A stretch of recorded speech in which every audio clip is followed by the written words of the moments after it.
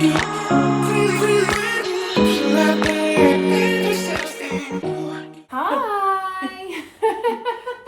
This is Friday night in your 30s. Literally sofa time, prosecco. Yeah, very much comfy. We've got our little Princey P with us. This is my little nephew. How old is he now? 6 months? 6 months tomorrow. But you've only had him like 2 months, haven't you? 2 months. I got him slightly bigger. Yeah. But he's still my baby. Oh, and it's the first time I've got to meet him because obviously with the kids, like I can't come and stay with my sister all the time. And I was meant to stay with you a few weeks ago, wasn't I? Yeah. But we had to cancel because we just fucked up on arrangements. Yeah, we really did. At least we got it in before Christmas. Sorry, you did a bit of a blooper there. What? Can't use the F word. No, you can. Yes, it's fine. I can. She can edit that out. Yeah, no, it's fine. It's all good. So, guys, we thought we would do a little Q&A while we were together because obviously our lives are very, very different. So we thought we'd kind of like combine them. I don't know if this will work. The days of the IB for days though. I feel like we were so similar at one point. We really were. And now we've kind of especially done this. Like when you were at uni in Bristol, I used to come and stay with you like all the time. I was thinking about this on the train up here earlier.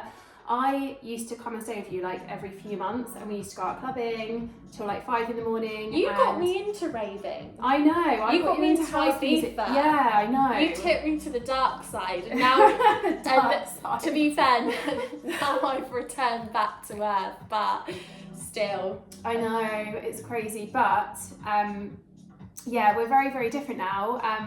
So we thought we'd just do like a random Q&A because she's a personal trainer. So if you don't follow me on Instagram, yeah, my sister is a personal trainer. That is her main job. She's self-employed. Obviously, I'm a mum of two. Not 2 under 3. I had 2 under 2 at one point. Now I've got like 2 toddlers or a toddler and a preschooler, however you want to say it. So our lives are very different, but we just thought we'd answer a few questions. Some of them cross over. Some of them are about motherhood, some of them are about fitness. So yeah, we'll just like see what we can answer. We thought it would be a little bit of fun, a bit of girl talk, and something a little bit different on my channel. And perfect for a girls' night in to watch and relate to. Exactly. So we hope you enjoy it, guys. Yeah, let's get right into it. The first question is, we've just had a look at this on my phone, so I'm not making this up. What do you two have in common and what makes you polar opposites? So I'll go first. So first of all, like growing up, as we said on the intro, you got me into house music. We're both into that scene. Yeah. And we are a bit wild, but we can have a balance. And yeah, I would say our taste in music and yeah, I think that's the main thing. Yeah, we've been to like every time we've been to Ibiza, we've gone together, but with like friends as well. But I don't think I've ever been to Ibiza without you. Like we always used to go away to Ibiza together. We were like really like quite close in that sense, weren't we? Yeah. Polar opposites, I think. First of all, the fitness stuff. I'm like definitely. Obviously health freak, but I do know how to have a balance. Yeah. But I would say I'm very organised and into my health and fitness. Yeah. And I couldn't imagine life without the gym. Yeah. Not that I'm obsessive, but I do. That's just a part of my life now. Yeah. Whereas I hate the gym. I hate the gym. I hate exercise. I literally, if I have to run for a bus, not like, when do I ever get a bus? If I have to run for a bus, I'd just be out of breath after like 10 seconds. I'm just not. To be fair, I would though. Like cardio is not my thing. Really? I'm a weights girl. Yeah, you do about love the your weights. Yeah. Yeah, so obviously you're really into your like being really mindful of what you eat, whereas I'm like just over here ordering my 4th takeaway of the week. 2nd bottle of wine on a Friday night. Yeah. So that's another thing. When I said to Hayley, I've got this bottle in for us tonight, she was like, oh great, I'll bring one too. I'm like, that was for both of us. This wasn't a bottle each kind of night, but it may end up being that way. Look, yeah, it's but that's the difference. It's my night off, yeah. I'm a 2 drinks girl, she's a 2 bottles girl. Yeah, no, not 2. Oh my God, I'd be on the floor. Maybe a bottle and a half. Yeah. But it's my night off, so it's fine. But yeah, and also I think the fact that just we're we're quite different stages of our life, aren't we? Like for instance, you always knew you wanted to be a mum. Yeah. Whereas for me, I'm a little bit on the fence. I think it's going to take meeting the right person for me to change my mind. Yeah. Yeah. Exactly. Yeah, because you're career more woman. like career focused. Yeah. And you're more born to be a mum. Yeah. Wow. Yeah. You are. Yeah. So the next question actually ties in with like the last one. So it's, do you struggle to relate to each other sometimes, being at such different stages of your lives? Definitely. Yeah. Not gonna lie, we have lost some closeness over the last few years. And it's really sad. But I also think, well, I don't know if it's because you obviously after uni you stayed in. No, so you went to uni in Bristol, and then straight after uni she moved to Brighton, and that was, what year was that? 2014. Oh my god, was it 2014? That's crazy. 9 years ago. That is mental. It's not okay. So she hasn't lived locally to me, and now obviously she moved out of Brighton last year. Yeah. And moved to Surrey, which is where we are now. And obviously I'm still down in like Bournemouth. So I think, I don't know if it's whether you haven't been living near, but then when you were at uni we were still close, and you were in Bristol. So I think it's since you having the boys, I think naturally you're busier. But also, you said you've noticed like a massive difference in me, especially since I've had Ruben. Yeah. Compared to when I just had Joel. I think just because my mind is so much busier, and we're both not great repliers, are we? No, like, we're shit at WhatsApp. We'll both see that one of us has messaged each other. Reply. Yeah, and we're just like, we'll do it later. See, for my business, I'm literally on it with replies. But when it comes to friends and family, and my friends know this as well. Yeah. Good luck if you get a reply within a week from me. Yeah, and I'm the same, and it's different. Like my motherhood friends, we speak daily, like constantly, but anything else, I'm just, it's hard. Like if family sends you like a really long message, I'm like, I don't have the mental capacity to reply to that right now, and then you won't reply for ages. So I think that's kind of not helped our closeness either, has it? But you being here today and coming up to see me means a lot. Yeah, no, and I wouldn't have not, because I really wanted to meet Prince and like see your new flat and stuff. Because this girl's just moved into a new flat because your difficult situation, break up in the summer, but I've got my new baby boy now. Yeah, he's amazing. He's a vibe. Single and ready to mingle. No, single and not ready to mingle. Single not yet. Single and focused. Focusing on me, and she's just turned 30, so 30, flirty, and not. I joked for a bit, not thriving, but we're getting there. You are. But anyway, like getting back to the point, because I always go off on a tangent. My followers like know this. I just love it. I love a chat. I just love a chat. I can't. We move on to the next one. Yeah, no, but anyway, have we gone like apart since I had kids? Yeah. Yes, we definitely have, and I think it's really normal. So I've got a lot of friends that are really close with their sisters still, but that's because their sister has kids. Or they live closer. Yeah, and I do get really sad about it sometimes. I do. Yeah. Because I know we have been really close. Yeah, but I know that like one day I'll get more time back. I'll probably have like empty nest syndrome in a few years time, like quite a few years time. I was gonna say you've got a few years, Yeah, and then we'll have that time again. It's just really hard when you're a mum, like you don't have time for like a lot of things outside. It's hard to think of outside of motherhood. Yeah. And this isn't any disrespect to you at all, but a lot of people struggle to like see that until they become a mum. Yeah, completely. But then obviously you're really busy as well with your like clients, because you're self-employed. You have to think a lot more than. Like I'm having sleepless nights at the moment with Prince, and it made me think of new mums and how much they must struggle with the lack of sleep. And I'm such a sleep queen. Like I love my sleep, and I'm such a routine person. When I don't have sleep, I'm just an anxious and almost feel like drunk mess. Like I hate it. So at the moment, I feel like I could really relate to you. I'm like, God, how do you do this? Yeah, it's hard. But we've definitely drifted apart. But if you're going through that, it's normal. Like your relationships are going to take a bit of a backseat for a while when you have kids, because the kids are so much of a focus. Yeah, I think as long as you're aware of it and you put the work in to rebuild it, that's what matters. You make time for who you want to make time for, and we always try and make the time, don't we, when we can. But yeah, we'll leave it there. Our voices video will be like an hour long. An hour later.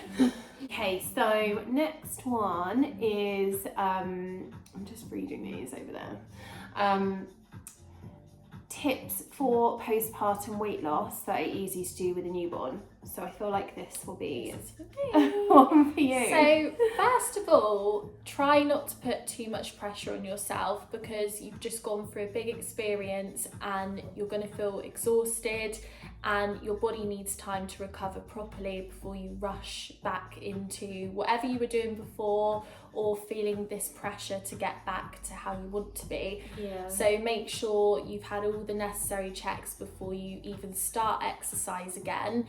And also, just an easy place to start is focusing on getting out for a daily walk with your little one, just because getting out in fresh air really changes your mood. It's good connecting with your little one as well, doing something with them, and you're going to get your steps up. So that's really going to help you get active and help burn some calories and lift your mood. Also, focusing on your nutrition, basing your meals around a protein source, and getting plenty of vegetables and fruit in your diet is going to help lift your mood and look after your body, which will help with recovery as well. And as I said, don't rush back into exercise until you are fully ready. So just the first 2 steps are getting your steps in, getting outside, and also looking after your body through good nutrition. Yeah, and I can fully relate to like the getting outside and getting the steps in as well, because I wasn't eating great when I had the kids because I was so tired, and I was like just eating sugar, and I definitely should have listened to the protein source more. But yeah, the steps thing, it's just getting out of the house and getting some fresh air every day. Keeps you sane, you said. It really does. And if your baby's not settling, someone said to me, I've heard this tip quite a few times since having kids actually, if they're not settling, put them in water, so like in the bath, or take them outside. And that, we're all good. We're all good. And that will help settle it. And it's worked for mine so much. So just getting out in the fresh air, or just putting them in the bath for like a nice relaxing bath, it really helps. So yeah, getting those steps in while they're young, because when they're a toddler and they won't sit in the pram, it's so much harder now for me to get the steps in. So I wish that I'd focused more on getting my steps in those early days, just to like start getting the weight off. But yeah, like I said, like you said, don't put the pressure on yourself, because I mean, I didn't even think about it till at least like the 6-month mark. You'll do it when you're ready. You will. 9 months on, 9 months off. Next question is, did you feel like your libido changed after having a baby? I feel like mine's at an all-time low. Yes, definitely. After having Joel, definitely. After having Ruben, oh my God, I just don't want him near me, like at all. And we're all going to be open and honest on this channel, because like I said in my Instagram story, like nothing's TMI with us. So I'm just going to be really open right here. Sometimes he'll try and come up behind me and hug me, and I'll just freeze, and I'm like, I just don't know how to be sexy anymore. And that is so normal, I think, when you've had kids. But even you said, can I just say, like I haven't had children, but this year I've gone through a lot of traumatic things going on, and I felt depressed, and just my general mood has made me lose touch with that side of myself. And I always used to be quite a flirty, sexual person, but now I feel like I don't even recognise that like person. A dog on heat. You can say that now, but like honestly, I felt dead inside at points this year, and even now, like I'm still trying to get that back. And even though I wouldn't say I'm depressed now, I'm still trying to find that part of myself again. And maybe I've just grown up and I've changed a bit, but it's hard, because you feel like that's a part of your identity, and then you feel like what's happened. I think like any major life changes will have that effect on you, and you almost feel like a shell of yourself after being depressed or after having children. You feel like you're you, but in a different body. And for me, I'm like, God, I'm a mum, like I shouldn't be doing it. But you absolutely should be doing this. You should be having a great sex life. But we just don't feel like it. Like we're so touched out at the end of the day, or like you, lack like of sleep, really stressed, and that's the last thing on your mind. And the same with me, like it's just the last thing on my mind. Like I barely get any sleep as it is. I just don't want to stay up late and do that. It's so normal. And I think as the kids grow older, or like you, like when you come out of this stage that you're in, it will naturally just come back. But I think as long as you're looking after yourself and making sure you're the best version of you, that will definitely help with it as well. And I can't talk because I do not look after myself at the moment whatsoever. You always I look after myself, but I still have noticed if I've been sleep deprived or I'm still processing a lot of emotions, then it's the last thing on my mind. It's a luxury at the end of the day, isn't it? It feels like that now. Is this just how it is in your 30s? I hope not. But it's normal. I promise you're not alone. And after speaking to so many of my mum friends in like real life, not just Instagram, I think it's normal. Everyone says the same thing. So you're definitely not alone. Not alone. Next one is, what are the best moves to do at home for postpartum mums to tighten the tummy? So this is quite a common one I get when I get a lead form through if I have any mums that are trying to get back in shape. And what I always say to people is you cannot spot reduce an area. And I think a lot of mums put pressure on themselves to get that tummy gone or get back to how they were. But what I always try and say to them is remember that you're a new version of yourself now, and that change here is a sign of something huge that you've gone through and something to celebrate as well. And focus more on getting back to feeling confident and feeling good and in control of your body again. But try not to focus too much on I need a flat tummy, just like that. But of course there are ab exercises you can do, but the main place to start is from building your pelvic floor up first and not rushing back to doing like loads of crunches and things like that.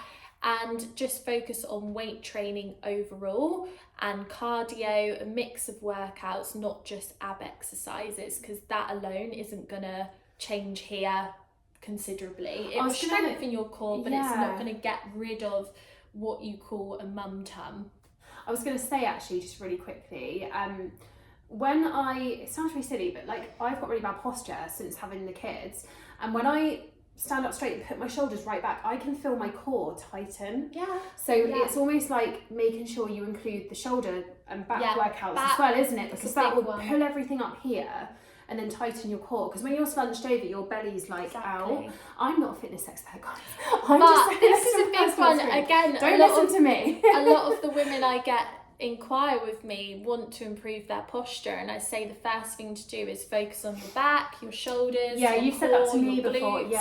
Like a lot of people go big on glute training now because they want a big bum, but actually training glutes has so many benefits for your core strength, your posture, everything. And when you have good posture and you're training your upper body, you feel more confident and it changes your body overall. So try not to focus too much on ab exercises because that's just a very small part of your training and almost like a supplement. I would first start with training your back, training your glutes, and naturally your core is working in those exercises as well. I think it's just all about building up the core and the pelvic floor, and then that will just bring build from your foundation outwards.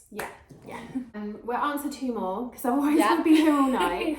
So we'll do one fitness one and one like more motherhood one, because I know a lot of you are like motherhood followers. So next question is, where I'm really struggling to find the motivation to start exercising. Where do I start basically?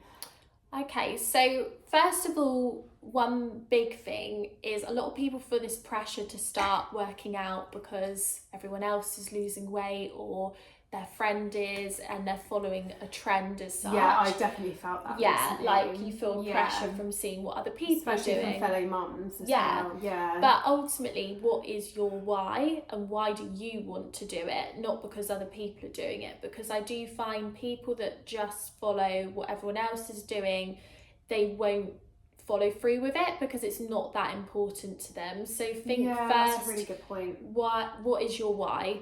Because whenever you have a tough day, you'll come back to that and be like, yeah, that is why I'm pushing through this shit day, and I'm not feeling like it, but I'm doing it anyway. So know your why, and also just set realistic goals. Don't feel that you need to train 5-6 times a week. Like some of my clients literally do 2 weight sessions a week. Oh, really? And I set them daily step targets, and they just focus on their diet. Like that's what I'm big at pushing, a realistic plan for them. I don't expect them to do what I do.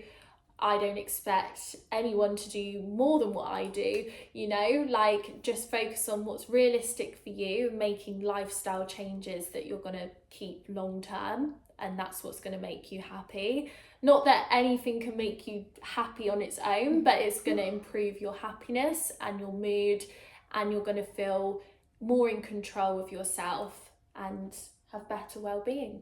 So okay, last question, guys. I think I'll answer like this motherhood one. So what are your top 3 tips for being a new mum to a baby boy? I guess this is just a new mum in general. I think it's just, firstly, like my sister said with the exercise things, just don't put too much pressure on yourself, because there's so many pressures that come with being a new mum, like feeling the pressure to breastfeed, feeling the pressure to have loads of visitors straight away, feeling the pressure to have maintain a tidy house and having all your shit together. No, those first 8 weeks are the newborn days, and after that your baby is not a newborn. You're never ever going to see them as a newborn ever again, and that really hurts. You struggle with that. I really struggle with that. I'm such an emotional. It just goes past so quick. You're always mourning that last stage. I'm what you've such a sentimental person, and the fact that I'm never going to see either of my babies as a newborn ever again is really hard. So you just need to literally just soak it all in. If you need to sit on a sofa all day just hugging them while they're asleep on you, you do it. Just be present. Don't worry about the housework. If it's really stressing you out and you can afford a cleaner just to come in and do like a one-off clean, then do it. Hopefully your husband's helping out with stuff as well. Hopefully you've had pre-prepped meals in the freezer, so you're not having to worry too much about cooking. Just don't put too much pressure on yourself. Just literally soak in all of those newborn moments, because it goes so fast, so fast. And with the whole breastfeeding thing, formula is not the devil. If it's not working out and it's stressing you out, formula is not the devil, guys. And that's not saying don't breastfeed, because it is amazing and it's really good for your baby. But if it's affecting your mental health, just honestly don't feel guilty about switching to formula, because that was one of my biggest things. I felt so guilty.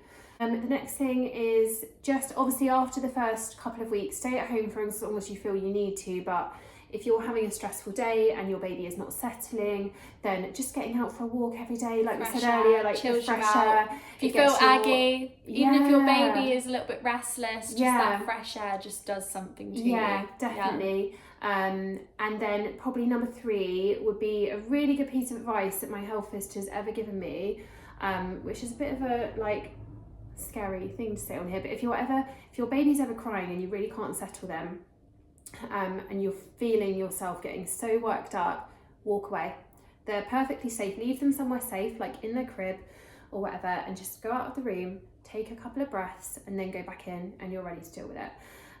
Because there's nothing worse than, just pause for a second, because there's nothing worse than handling a baby. I know what the newborn days can be like. You're absolutely in the trenches, especially when they're going through witching hours and it's relentless, and nothing you do will stop them from crying, and it's easy to get so stressed and worked up. Just put them down somewhere safe, step outside the room, take a breath for a couple of seconds or a couple of minutes, and then go back in, and you'll be a lot safer handling them then. And that's my other big piece of advice that my health visitor gave me when I had my first baby, and it's stuck with me ever since, especially when I had Ruben and he went through some horrendous witching hour times. Yeah.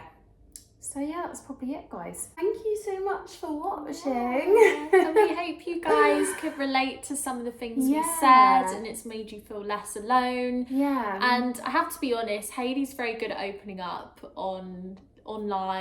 Even though I have my social media page, I have to say I'm not half as open as she is on hers. So I do admire it. It's very brave. Non-TMI.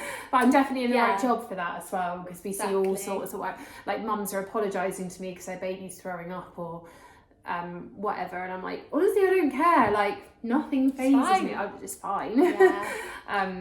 So I'm a very open person, but then I'm not in real life, whereas you are in real life.